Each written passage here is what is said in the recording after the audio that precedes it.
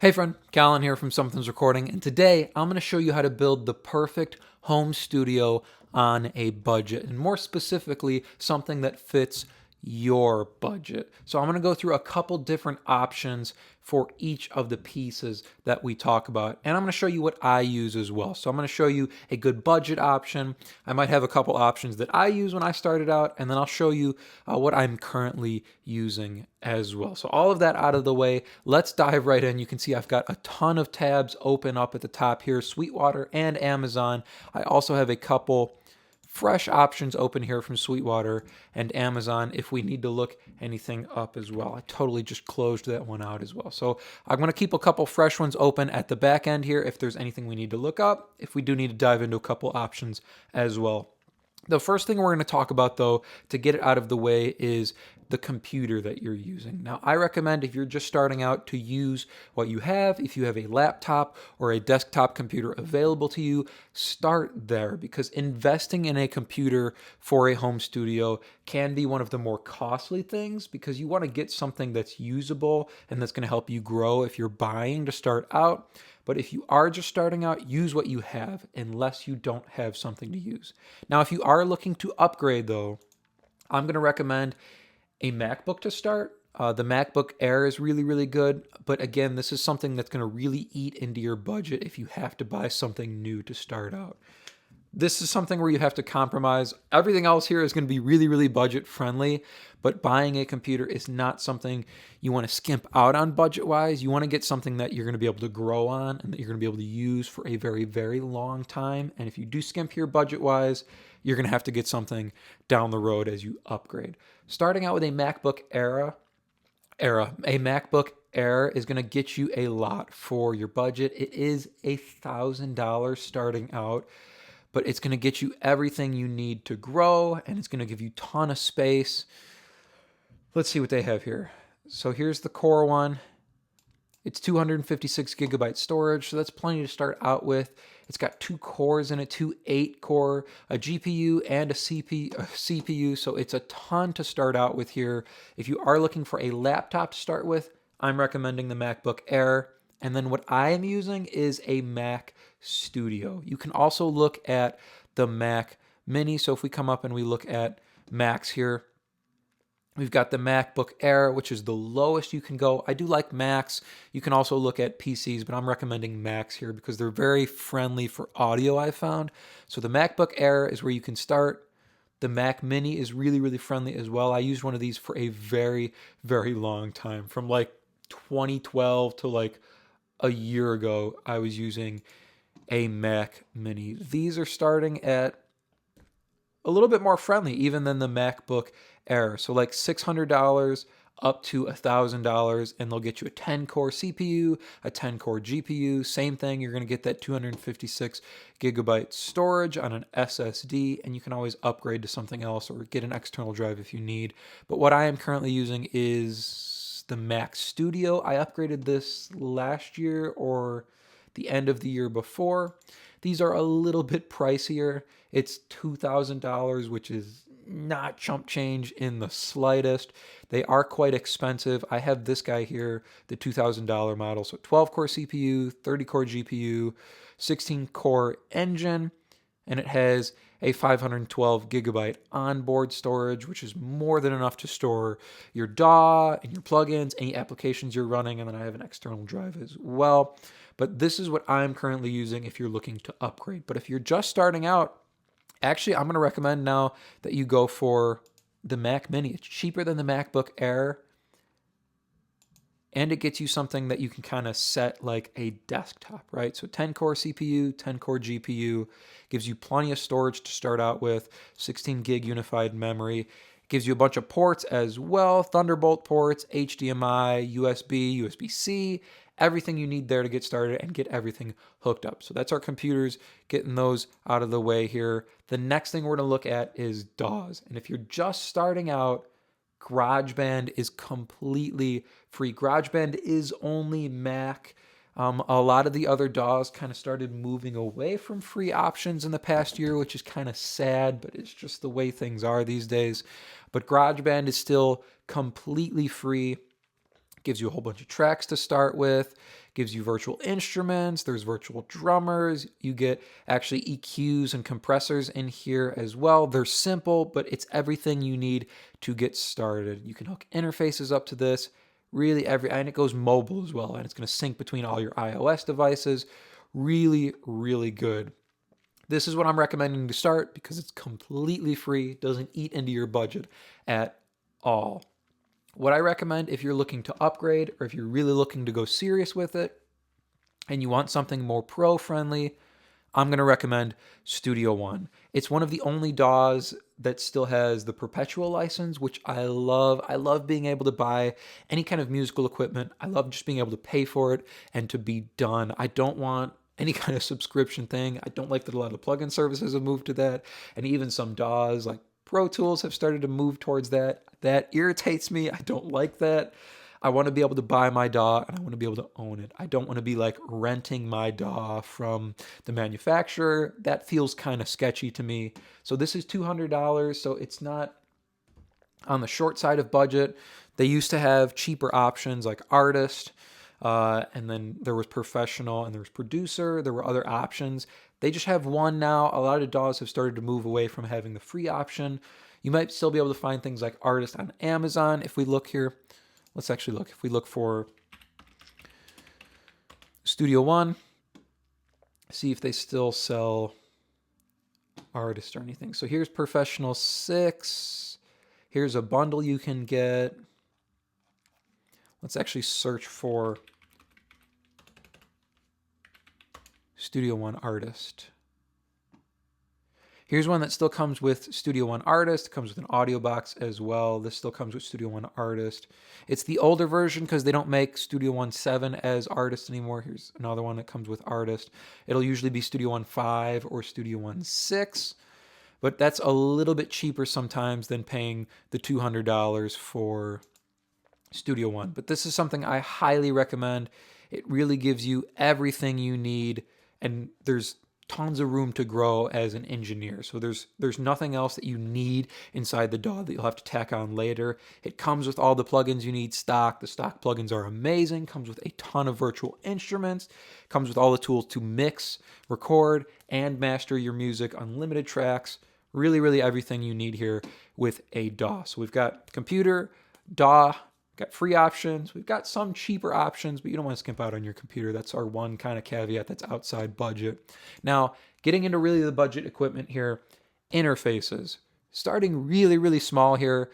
The Behringer Euphoria, I love that they started making this. It's a simple kind of 2-channel interface. There's a microphone input and there's an instrument input here. You have a direct monitor source. You can plug headphones into this. And up top, they give you the mic gain, the instrument gain, and then an output gain here. Let's see what they have on the back. So the outputs, that's kind of where they skimp on things, right? Because it's $35, which is really, really budget friendly if you're just starting out.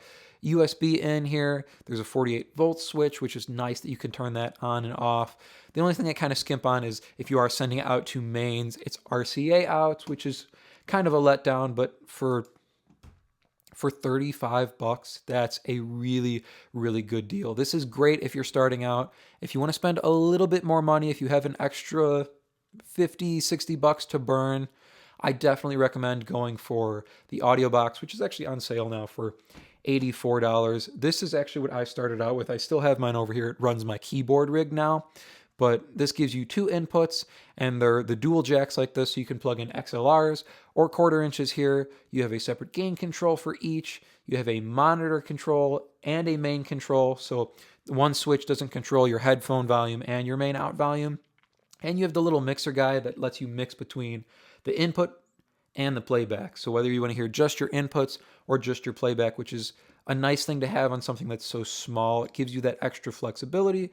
Comes with your USB cable. And then on the back, you have 1/4 inch outs for mains, which I think is an upgrade from RCA jacks. It's a little bit more universal. You've got an input for your headphones. And just an extra bonus is having a MIDI in and out. It's just something that like you don't think about. And then you have it here on the back of this. So if you're willing to spend a little bit more than $35, definitely shoot for something like this, the audio box. I love that they still make it. They make a smaller version as well. If we go to the Sweetwater tab here, Let's just put in audio interfaces and see what they got.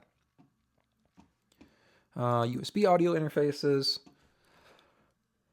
The Scarlett Solo is good too. It's $100. I've just always disliked the flexibility and how user friendly. It's not very user friendly, so that's something I would kind of recommend steering away from. But it is a good audio interface. Other than that, let's see what else they got here. If you want to go something bigger, they do have like the SSL stuff there. Here's your different Behringer Euphorias. Couple different PreSonus ones. Here's the audio box here. I thought they had the audio box Go as well. Yeah, so that's this guy. It's $69, so a little bit cheaper. It just gives you, I think it's pretty close to like the Behringer Euphoria. Yeah, so it's got one dual jack, one instrument jack, but it does have 1/4-inch outs, which is nice. So if you want something that's a little bit better than this guy here, you don't like the RCA outs, maybe shoot for the Audio Box Go. It gives you those other flexibility on the front too, with your mix knobs and the mix between playback and input, stuff like that. But Audio Box USB is what I'm recommending as an all-around piece here for an audio interface. And then if you're looking to go bigger than this, and you're looking to go bigger than maybe just a rack mount, eight input, something like that, what I am currently using is the Studio Live mixer. So this is giving me 32 ins, gives me a ton of mix outs. I can do stuff like set up microphones to feed into video recording software. It lets me keep everything set up and plugged in the studio, so I'm never setting up mics and plugging things in. Like if I have a drummer come in, the kit's always set up and mic'd 24/7. It's literally just flipping the board on and hitting record there. I don't have to plug stuff in or switch outputs. I can keep my outboard gear plugged in that I need. Everything feeds right into the board. So if you're looking to upgrade from something like a smaller interface, definitely recommend this guy. This isn't our budget stuff, right? Starting on the budget, the Behringer Euphoria, the Audio Box USB. But if you are looking to spend something extra and get something that's going to live with you and help you grow as an engineer, a mixer like this, the Studio Live, 32 channels. They sell it in 24 channels as well. If you don't need all 32 channels, gives you tons of mix outputs. You get actual fader flexibility. You can use it as a control surface. This is what I recommend. It's what I'm using here in the studio and I have been using for a long time now. All right, so we've got computer, DAW, audio interface. All of that is covered here. Now we're going to move on to microphones. I'm going to recommend condenser microphones to start. A good condenser microphone, I feel like there's not a lot of good options. Under $99, under $100. There's some cheaper ones that a lot of YouTubers will show and that they'll test out. I've never been a fan of buying something that's like $30 for a condenser microphone. At that point, it feels like your music is going to be budget, right? You don't want your music to feel like you're using budget gear.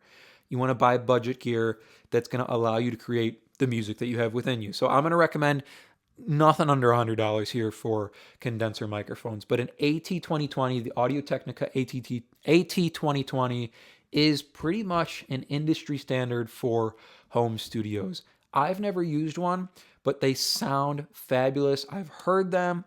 I've seen people use them over and over. They don't go bad very easily. They stay with you. You'll have it forever. Really, really good all-around starter microphone here. It'll sound great on guitar amps, on vocals, on drums. You can mic snare, you can mic kick, you could put it overhead.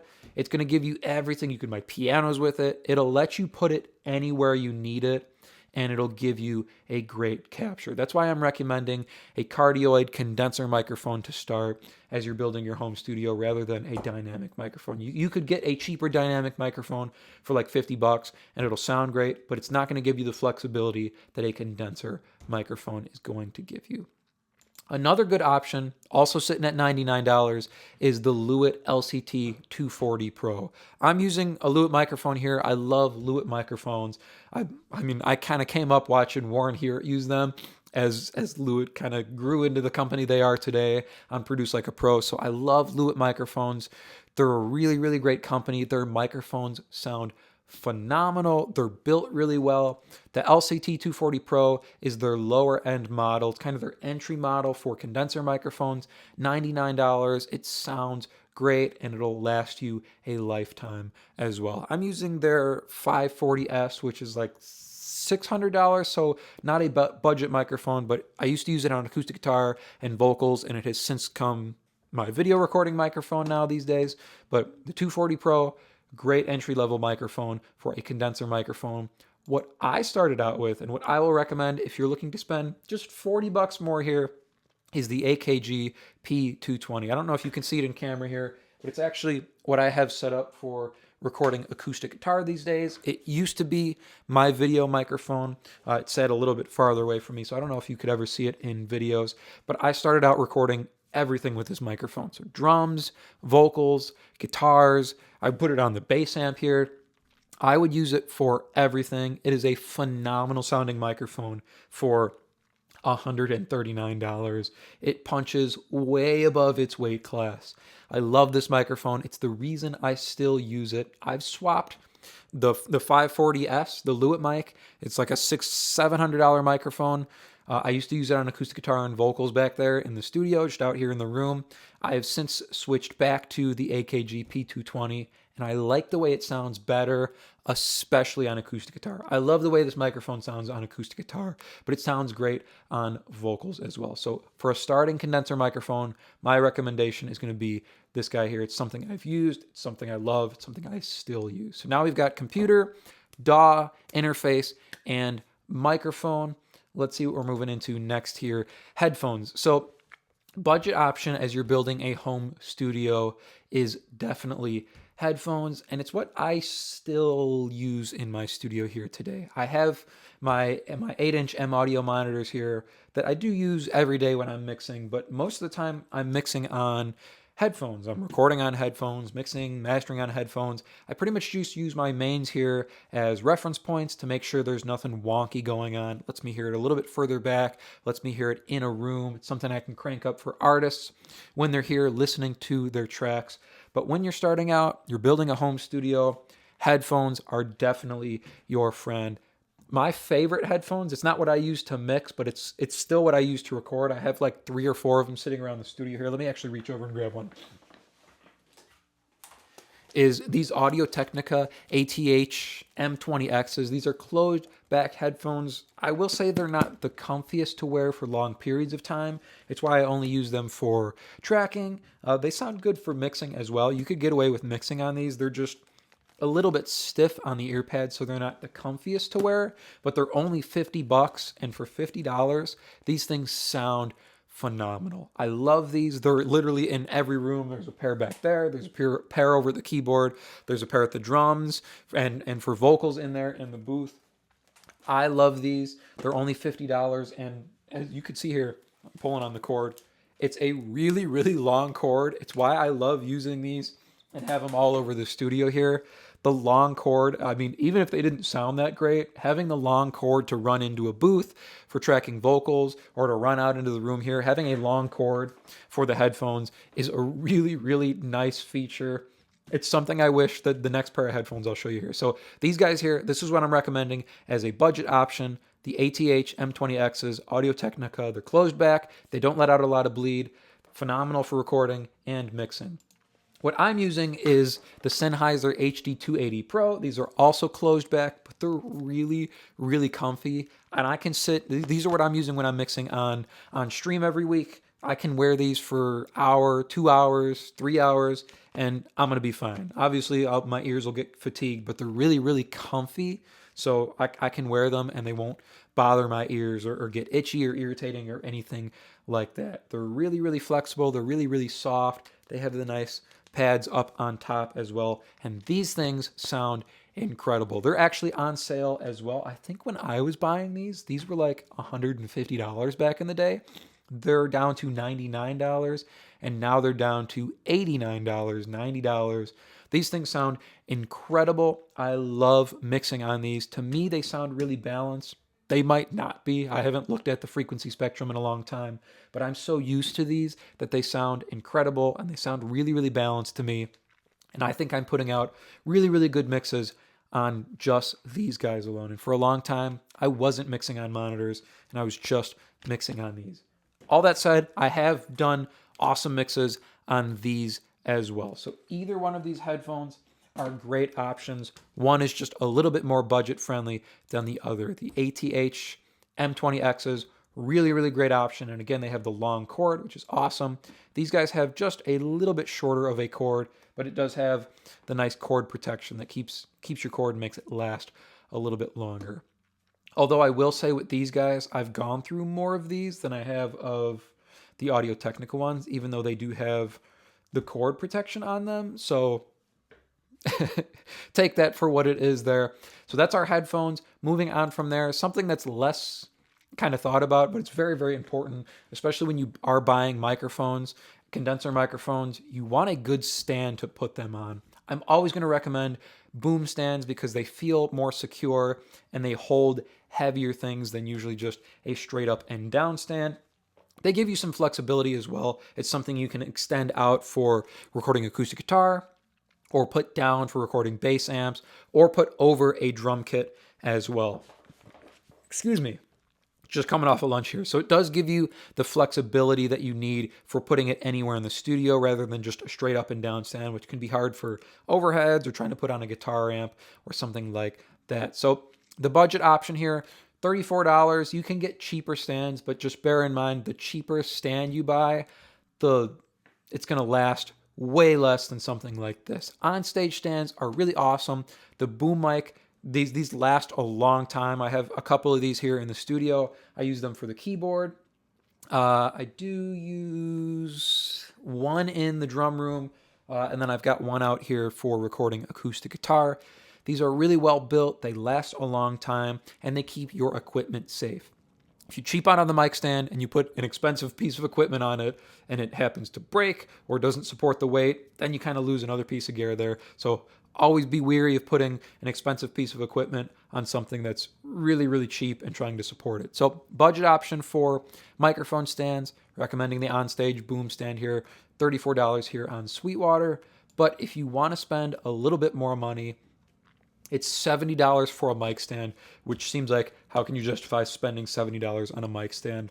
But I have a pair of these in the drum room, and I use them for overheads. So instead of spending hundreds of dollars on those really huge ones that extend over, two of these guys, and I love these because they're still metal hardware. I like being able to tighten down metal hardware, and it feels more secure to me putting a microphone on this and extending it over the drum kit rather than something like this. I don't want to put a microphone on something like this and then extend it all the way out with all the plastic pieces of hardware on it. Anywhere else in the room, I'll use something like this, putting it on a guitar amp. For an acoustic guitar, a vocal, that's fine. But something that I need to extend farther, I am going to spend a little bit more money on. And these guys last forever. My dad had one of these that lasted for 60 years. So these guys are going to be awesome. And even when they break, after it broke after 60 years, we repurposed it and it's still standing back there as a reborn microphone stand. So these are going to last forever. And when they break, the metal hardware you can use for other microphone stands. So budget option there, and something that'll be pretty much a lifetime investment there with the Proline telescoping boom. It's just sad that Amazon or Sweetwater don't have this, so you do have to support Guitar Center here with this, which is whatever there, right? If you like Guitar Center, that's fine. I haven't been their biggest fan lately, more of a Sweetwater and Amazon guy. Sometimes it feels less user-friendly buying stuff from Guitar Center. It can be a little bit of a hassle, but they do carry some of the better brands like Proline that can be really helpful in the studio. So that's microphone stands and cables. I don't have expensive options for cables because I've never been one to go for the gold-plated cables and stuff like that. I do buy a bunch of Amazon basic cables, running short stuff. So if you need really, really small ones for patch cables, you can get 3-foot cables here all the way up to a 50-foot cable. The only thing I'll say with buying Amazon basic cables, so cheaper XLR cables, is maybe don't shoot for something really, really big like this. I'm going to take a sip of water. Going for a 50-foot cable that's only $20 can be a little bit sketchy. That's something maybe I would recommend spending a little bit more money on your cable. But everything else here you can get away with. I use their 25-foot cables, daily here in the studio. The 15-foot cables, I've got 10-foot cables running over from the keyboards. I've got 20-foot ones running in from the drum booth here, and I'm actually using the 3-foot cables for all my patch gear here. The Warm Audio interface, the PreSonus interfaces running into the board here. And for $15, I mean, this one's $14. The 25-foot one is $15. You really can't go wrong. You can get a pack of 2 for $24, so under $30. This is where you heard me hate on Guitar Center just a little bit. There's a Guitar Center right by me, and I used to just love to just run there and grab whatever I need. But I cannot. Paying $30, $40 for a 10 or 15-foot cable drives me crazy, because I'm coming from the era when you used to pay how much the cable was, right? So if it was a 15-foot cable, you'd pay $15 for it and you'd be on your way. Now they're like $30, $40 for a 15-foot cable going on a Guitar Center rent, but it drives me crazy there. So this is the budget option here. There's nothing lower than this that I would recommend, and you don't have to spend a gazillion dollars on microphone cables. So Amazon Basic, $15 for a 25-foot cable. Everything under it, I would be weary of 50-foot XLR cables for that price is all. Last but not least here is a pop filter. This is actually the pop filter I'm still using. This is probably a 10-year-old pop filter at this point for $6. Great pop filter. It's never broken. The gooseneck hasn't gone bad. The tightener hasn't gone bad. It's been taken off of stands, attached to different stands, moved around the studio, moved houses, moved studios. It's still going. Excuse me, I just burped into the microphone there. Apologies there. It's still going. It still tightens. It gets rid of all the plosives. It lives on the vocal microphone there in the booth. It's such a workhorse, and for $6, it's like the cheapest upgrade you can make to your vocal microphone. So no matter which one of these guys you get, the AT2020, the Lewitt one actually might still come with. It comes with that guy. I would recommend a pop filter instead of that, unless you're using it for live sound. Some of them come with this little detachable one, which is really nice on the Lewitt microphones. Hopefully that didn't make too much noise there. But the AKG as well, just getting a pop filter to throw up in front. And for $6, it's like the easiest upgrade you can make to your vocal performances and your vocal recordings. That is everything there. We'll go back, we'll do a quick review of our budget options, and then what I am using here. We'll just breeze through all of our tabs. If you do have any questions about gear, anything, feel free to leave them down below, and I will do my best to answer them. Starting all the way at the top here, computer. First of all, use what you have, but then if you're looking to upgrade to something, I'm going to recommend the Mac Mini to start, and then the Mac Studio to grow from there. DAW, starting out, the budget option is, and always will be, GarageBand here, completely free, gives you everything you need to get started. And if you're looking to upgrade, I am always wholeheartedly going to recommend Studio One. Whatever version it's on, it is my favorite DAW, and I think it is the best DAW and the most user-friendly. For audio interfaces, if you really don't want to spend a lot of money, the Behringer Euphoria, really, really great option here, and only $35. Awesome interface, under $50. But if you want to spend a little bit more money, definitely recommend the Audio Box here. It's what I started out with. It still works today, like 10 years later. Great workhorse. And if you're looking to upgrade your studio, go for a mixer. I love the Studio Live. It is what I'm using these days. I couldn't run my studio here without it these days. Everything is plugged in, and I love the flexibility of it. Microphones. Two options that I would recommend for starting with are the AT2020. This guy here, it is a legend in the home studio world. Sounds phenomenal for $99, and it's something that you'll never really outgrow. Same thing with the Lewitt mic here. I love Lewitt. I love all their products. They're a really, really great company, and they make fabulous microphones, especially for not really, really hurting your budget. But if you want to spend a little bit more money, my personal recommendation is going to be the AKG P220. Like I said, I still use it to this day. It's the microphone I started out with here in my home studio, and it's what I'm still using to this day on acoustic guitar, on some background vocals, stuff like that. I love this microphone. It sounds phenomenal. And like I said, I just switched it out and started using it again on acoustic guitar because I love the way it sounds. For headphones, Definitely go for the ATH M20Xs. The really, really long cord is just such a great feature. I haven't found any other headphones that offer that. It's such a great feature. They're not as comfortable as the Sennheiser ones, but they are almost half the price there, which is really, really great, really budget friendly. These guys are a little bit more money, but they do sound better. I feel like you get more for your money with these. They don't last as long, but I love mixing on these, and they are way comfier. Your ears will thank you. I promise you that. For stands, budget option, the on-stage boom stand. This guy is going to be really, really helpful. It's going to give you a ton of flexibility in placing your microphone for guitars, for amps, for drums, for vocals, what have you. This will let you place your microphone wherever, and it's not a cheap stand, so you can put a microphone on it and it's not going to fall or anything like that. But if you do want to spend the extra money, if you are a little bit scared of putting your microphone on a $30 stand, this ProLine stand, you have to get it from Guitar Center, so it's a little bit harder to get. You don't have the flexibility or the ease of just buying it from Amazon or Sweetwater. But this ProLine stand is my favorite. I love the all-metal hardware on it. It just gives me that extra peace of mind. Our last two little guys here, XLR cables, $15, Amazon Basics. These are a no-brainer. Just grab these, fill your studio with them, and you'll never have to buy cables again. And last but not least, our lovely little pop filter for $6. It's prime. You can get it. It'll last you a lifetime. You'll never have to think about plosives or S's, sibilants on your vocals again. I hope that was helpful for you. If you are looking to go a little bit deeper into the mixing process in its entirety, then I have just the tool for you, and it is completely free. It is my 7-step mixing checklist, and it's just a simple PDF guide that will walk you through the entire mixing process step by step to help you get professional and radio-ready mixes without any more of the guesswork. Like I said, completely free guide to download, and you can get access to that by clicking the link below in the video description. Thank you so much for watching, and I will see you in the next video.